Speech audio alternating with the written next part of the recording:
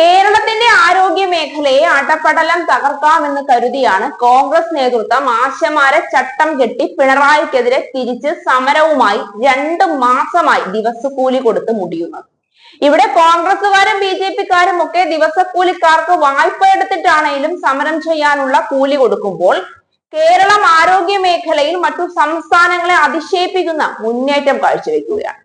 വെറുതെ ഓലപ്പടക്കം കാണിച്ച് പേടിപ്പിക്കാൻ ഇറങ്ങിയ കൂട്ടർക്ക് പന്നിപ്പടക്കം കൊണ്ടുള്ള ഏറാണ് കിട്ടിയത് എന്ന് പറയാം. പിണറായി സർക്കാരിന്റെ വികസന പ്രവർത്തനങ്ങളിൽ ഏറ്റവും കുറ്റം പറയുന്നത് ആരോഗ്യ രംഗത്തെയാണ്. അതിനാണ് ആശാ തൊഴിലാളികളെ സെക്രട്ടേറിയറ്റിന് മുന്നിൽ കൊണ്ട് ഇരുത്തിയിരിക്കുന്നത് പോലും. ഇന്നലെയും അൻവർ അവിടെ വന്ന ആശാ തൊഴിലാളികളെ കണ്ടു പറഞ്ഞത് നിലമ്പൂർ ഉപതെരഞ്ഞെടുപ്പിൽ ഗവൺമെന്റിനെതിരെയുള്ള ആയുധമാണ് ആശമാർ എന്നുള്ളതാണ്.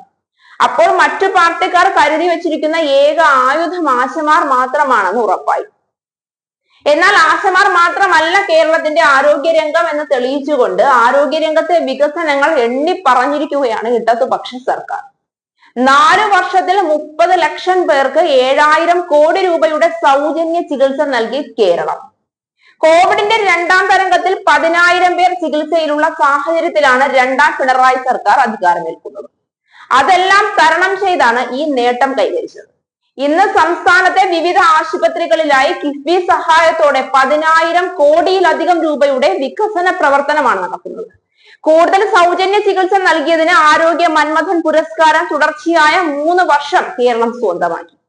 40 ലക്ഷം വരെ ചെലവ് വരുന്ന അവയവമാറ്റ ശസ്ത്രക്രിയകൾ സർക്കാർ മെഡിക്കൽ കോളേജുകളിൽ ആരംഭിച്ചതും ഇക്കാലയളവിലാണ്. സർക്കാർ മേഖലയിൽ ആദ്യമായി റോബോട്ടിക് ശസ്ത്രക്രിയാ വിഭാഗവും കുട്ടികൾക്കായി പ്രത്യേക സൗകര്യവും ഉറപ്പാക്കി. Thiruvananthapuram medical college emergency medicine വിഭാഗത്തെ മികവിന്റെ കേന്ദ്രമായി ഉയർത്തി.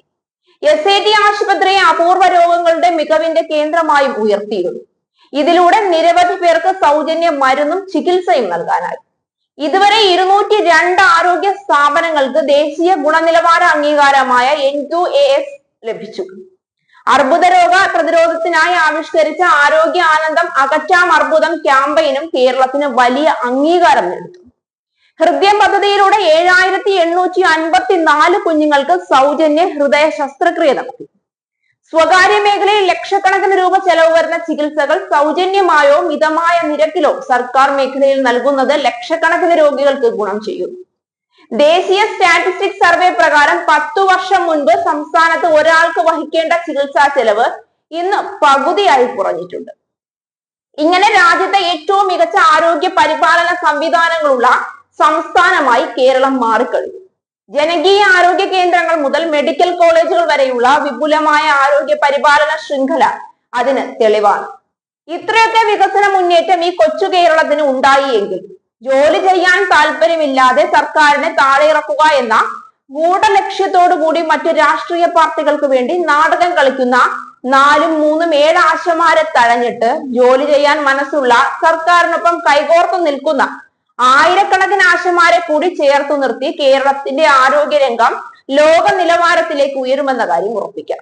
ആരോഗ്യരംഗം തകർന്നു തരിപ്പണമായി എന്ന് പ്രഖ്യാപിക്കുന്നവർക്കൊക്കെ ആരോഗ്യം തകരാറിലാകുമ്പോൾ സർക്കാരിന്റെ ഇത്തരം സേവന പ്രവർത്തനങ്ങൾ വിനിയോഗിക്കാം എന്നുള്ള ഒരു അറിവ് കൂടി സൂക്ഷിച്ചു വെച്ചാൽ ഉപകരിക്കും.